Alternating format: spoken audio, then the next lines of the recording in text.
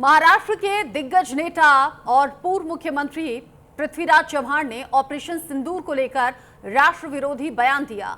चव्हाण ने कहा कि ऑपरेशन सिंदूर के पहले दिन ही हम पूरी तरह से हार गए थे। 7 मई को जो आधे घंटे की हवाई लड़ाई हुई उसमें हम पूरी तरह से हार गए, चाहे लोग इसे माने या फिर ना माने। भारतीय विमानों को मार गिराया गया था। वहीं उनके इस बयान के बाद में एक बार फिर से सियासी पारा हाई होने की उम्मीद जताई जा रही है और उनके इस बयान को लेकर बीजेपी को कांग्रेस पर बड़ा हमला करने का मौका भी मिल गया है। देश की सियासत एक बार फिर से गर्मा गई है। महाराष्ट्र के दिग्गज कांग्रेस नेता और पूर्व मुख्यमंत्री पृथ्वीराज चव्हाण के इस बयान ने राजनीतिक तूफान खड़ा कर दिया है। ऑपरेशन सिंदूर को लेकर दिया गया उनका बयान अब राष्ट्र विरोधी कहकर उन्हें घेरा जा रहा है। बीजेपी को कांग्रेस पर बड़ा हमला करने का मौका मिला। आइए सुनवाते हैं आपको क्या कहा पृथ्वीराज चव्हाण ने, जिसको लेकर बहस इतनी ज्यादा बढ़ गई है। काय मान्य केलं, पहिल्या दिवशी आपला संपूर्ण पराभव झाला। 7 तारखेला जे हवाई युद्ध अर्ध्या तासात झालं त्यामध्ये आपला टोटल पराभव झाला, हे कोणी मान्य करो वगैरे न करो।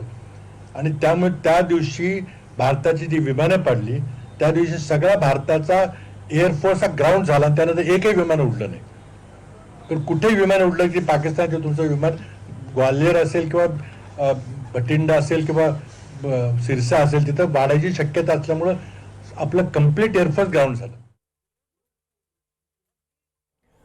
पृथ्वीराज चव्हाण का ये बयान अब सियासत में उबाल लाता हुआ नजर आ रहा है। बात ऑपरेशन सिंदूर को लेकर है, बात सेना के शौर्य को लेकर है और इसीलिए ये विवाद दूर तक जाएगा ऐसा अनुमान लगाया जा रहा है। मेरे साथ में खास मेहमान इस पर बात करने के लिए जुड़ गए हैं। शुभेंदु शेखर मेरे साथ में जुड़ गए हैं बीजेपी के प्रवक्ता के तौर पर। सैफ खान मेरे साथ में कांग्रेस के लीडर के तौर पर जुड़े हुए हैं। साथ ही साथ मेरे साथ में lieutenant colonel retired Himanshi Singh जुड़ गई हैं डिफेंस एक्सपर्ट के तौर पर। राज बिहारी जी मेरे साथ में जुड़े हैं वरिष्ठ पत्रकार के तौर पर।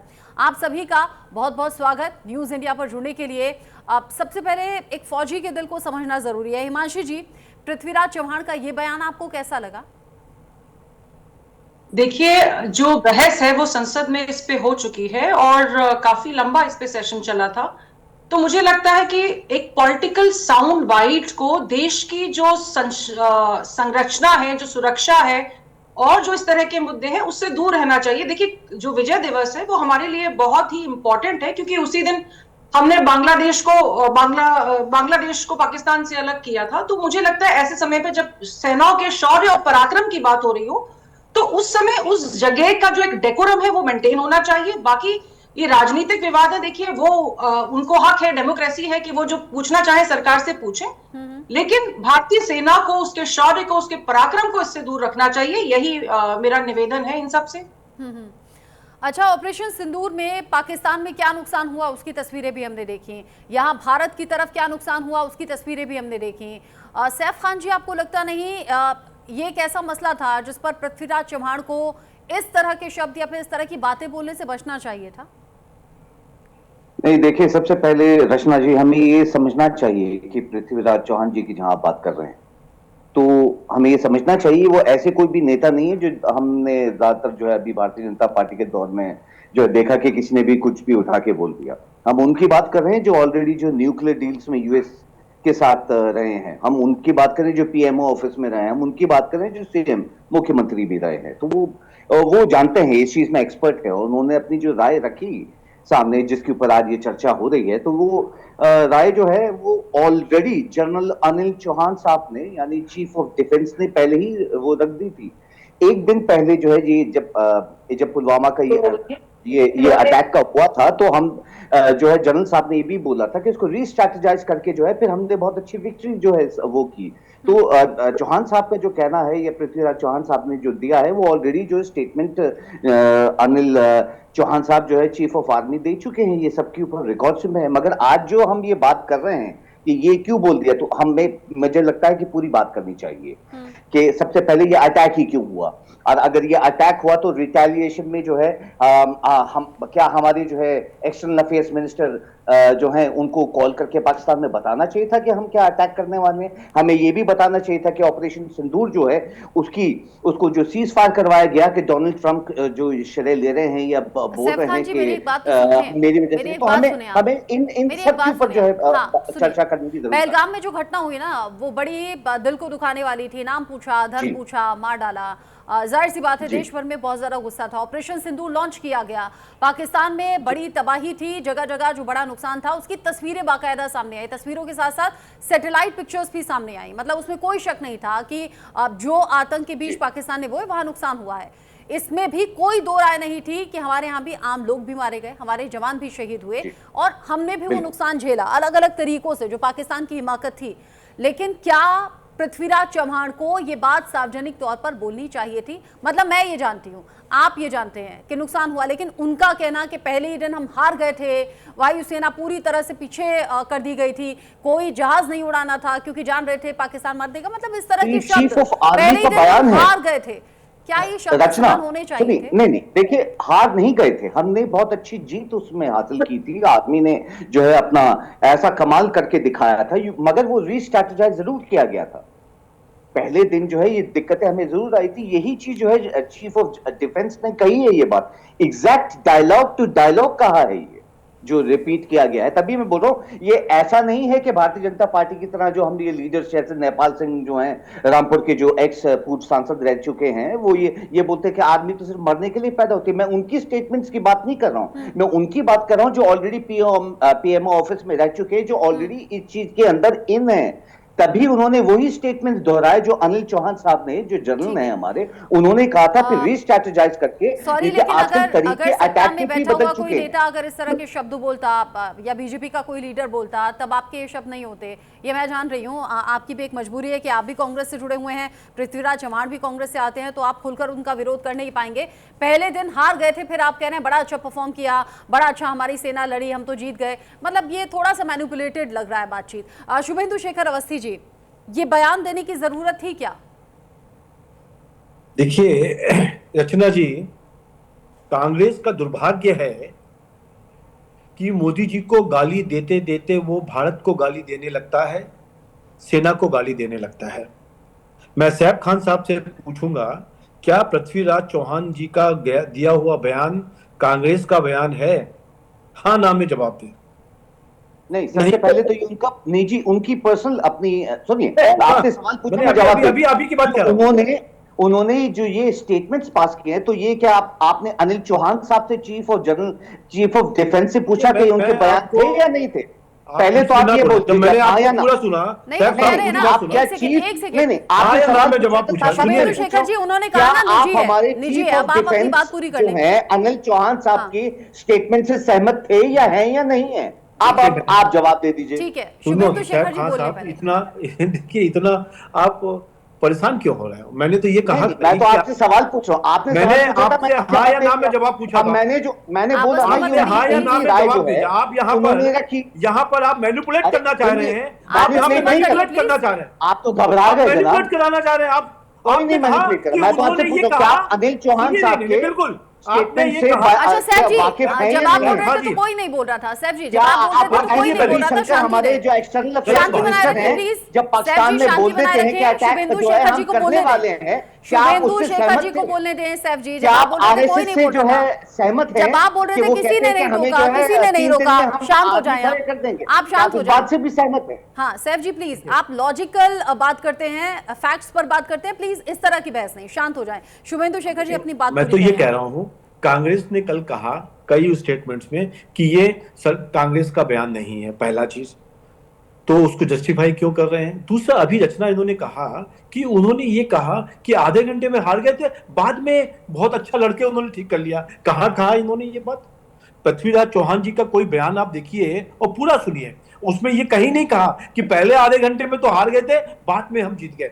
दूसरी चीज, रचना जी मैं जवाब बिल्कुल आपको अभी रुक जाइए। दूसरी चीज, हमको लगता है कि जो हमारे 26, 27, 28 लोगों की यहाँ डेथ हुई थी पहलगाम में, तो उसके बाद हमने 100 से ज्यादा आतंकवादी लोगों को मार गिराया है।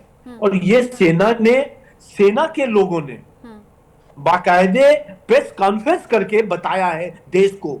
और देश को बताने के बाद भी यदि इनको संशय है तो ये देश नहीं, सेना से भी नफरत करते हैं और सेना का भी अपमान। तीसरी बातें मत घुमाइए आप। नहीं, बिल्कुल नहीं घुमा, बीच में ना बोलिए, बीच में ना बोलिए, गलत बात है आपकी, आपको टाइम दिया जाएगा, गलत बात है। सर जी, अगर इस तरह का बयान दिया है तो रिएक्शन तो आएगा ना। मतलब पृथ्वीराज चौहान ने ये गैर जरूरी बयान दिया है, और मैं तो हमेशा से कहती हूँ सेना का जो सम्मान है वो सर्वोच्च सम्मान है, सेना को सबसे ऊपर रखना चाहिए। हम सब अपने घरों में बैठे होते हैं, वो अपने घर परिवार से साल भर महीनों दूर रहते हैं, तब जाकर देश की रक्षा होती है, वो अपनी जान न्यौछावर करते हैं। मतलब उनके सम्मान का तो किसी से कोई मुकाबला हो ही नहीं सकता ना। लेकिन अगर इस तरह की बात पृथ्वीराज चौहान ने बोली है तो गलत है।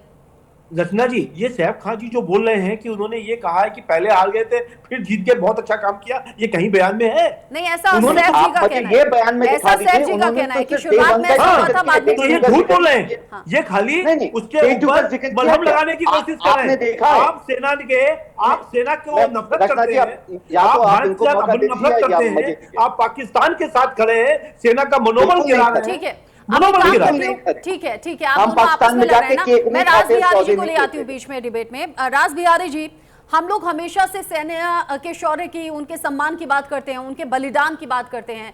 पृथ्वीराज चौहान के लिए ये बयान देना जरूरी क्यों था, और क्या ये वाकई पाकिस्तान को खुश करने के इरादे से हो सकता है? देखिए, कांग्रेस की राजनीति जब से विपक्ष में बैठना शुरू किया है, क्योंकि ये पहली बार नहीं है, जब कारगिल का युद्ध हुआ था तभी कांग्रेस के नेता उसे भाजपा की जीत बताते थे। देश में कई युद्ध देखे हैं, 62 का युद्ध देखा, 65 का युद्ध देखा, 71 का युद्ध देखा है, और उस समय के लोग जानते हैं कि पूरा देश सेना के साथ खड़ा होता था, सरकार के साथ खड़ा होता था। लेकिन हमने कारगिल युद्ध के समय भी देखा कि कांग्रेस के नेता उसे भाजपा का युद्ध बता रहे थे। बिल्कुल नहीं। और मनमोहन सिंह सरकार में तो 5 साल कारगिल विजय दिवस तक नहीं मनाया गया था। बिल्कुल नहीं साहब, सुनिए। और कांग्रेस के, सुन लीजिए ना, कांग्रेस के नेता जिस तरह से बयान दे रहे हैं कि सिंदूर का युद्ध सेना नहीं लड़ा, ऐसा लग रहा है जैसे भाजपा की कोई सेना लड़ने गई हो। और अपने देश की ही, अगर मान लीजिए कोई अगर नुकसान भी होता है अपनी सेना का, तो देश के हर नागरिक का कर्तव्य होता है कि वो सेना के साथ खड़ा रहे। युद्ध में तो हार जीत चलती है, लोग भी मारे जाते हैं, सैनिक भी मारे जाते हैं, लेकिन सेना का हौसला बुलंद करने के लिए हम अपना नुकसान सहने के बावजूद हम सेना का समर्थन करते हैं, लगातार उसका हौसला बुलंद करते हैं। और अगर साथ राफेल मगर मार गिराए थे तो उनके साथ वायुसेना के भी कर्मचारी मारे गए होंगे, कोई पायलट भी मारे गए होंगे। वायुसेना की तरफ से तो कोई नहीं आया, उनका कोई पायलट शहीद हुआ है। तो इस तरह की बयान क्योंकि सेना का हर साल ऑडिट होता है, और राफेल कोई ऐसा कोई जीप बीप तो है नहीं, राफेल एक बहुत बड़ा महंगा और युद्ध विमान है, उसका भी ऑडिट होता है। कितने हमारे पास राफेल है, सब दुनिया के सामने। हाँ।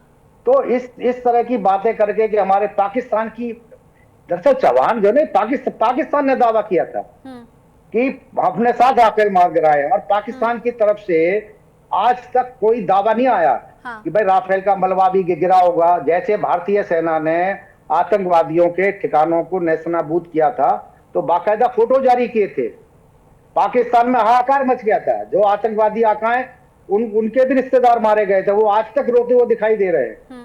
तो लेकिन हमारे राफेल को मार गिराया, आज तक कोई सबूत ना पाकिस्तान पेश कर पाया, ना कांग्रेस पेश कर पाई है। केवल पाकिस्तान के दावे को दोहराना निश्चित तौर पर ये देश की भी जनता का अपमान है, सेना का अपमान। एक तरफ तो देश है, देश के नागरिक हैं जो सेना का मोराल अप करने की कोशिश करते हैं। देश के प्रधानमंत्री नरेंद्र मोदी अक्सर फेस्टिवल्स पर, खास मौकों के बीच में सेना के बीच होते हैं, उनका उत्साह बढ़ाते हैं, उनका जोश बढ़ाते हैं। लेकिन वहीं दूसरी तरफ इस तरह का गैर जरूरी बयान ये डीमोरलाइज करने जैसा है। हिमांशी जी, क्योंकि पृथ्वीराज चौहान के कुछ पुराने बयान भी हम दिखा रहे हैं, बता रहे हैं कि कौन कौन से विवादित बोल उन्होंने पहले भी बोले हैं। जब देश की राजनीति में इस तरह की चर्चा होती है या फिर नेता इस तरह के बयान देते हैं, दिल दुखता है क्या? देखिए, वो अपना काम कर रहे हैं, क्योंकि मुझे लगता है कि बहुत समय पे ये वाद विवाद जो है उनको अपनी वैधानिकता समाज में बताने के लिए शायद उनको आवश्यकता होगी। लेकिन जो सेना का काम है, मैं उसके बारे में ज्यादा बात कर सकती हूँ। देखिए, हमारा एक बॉर्डर है जो कि 4300 किलोमीटर का बॉर्डर विवादास्पद है और उसको चाक चौबंद रहना। देखिए, सेना काम करती है, भारतीय सेना जो है समुद्र से लेके ग्लेशियर तक और डेजर्ट से लेके माउंटेनियस टेरेन तक हर जगह चाक चौबंद है और -50 से लेके +50 डिग्री के टेम्परेचर में वो सेना काम करती है। उसका इक्विपमेंट काम करता है। देखिए, बंदे तो काम कर रहे हैं, उसके पास मनोबल है, लेकिन अपने इक्विपमेंट को भी वॉर रेडी, ऑपरेशनल रेडी रखना उनके लिए, मुझे लगता है कि एक ऐसा कृतज्ञ देश उनके पीछे खड़ा होना चाहिए जिसके लिए सैनिक को मरने पे गर्व हो कि ये मेरा देश है, इसमें।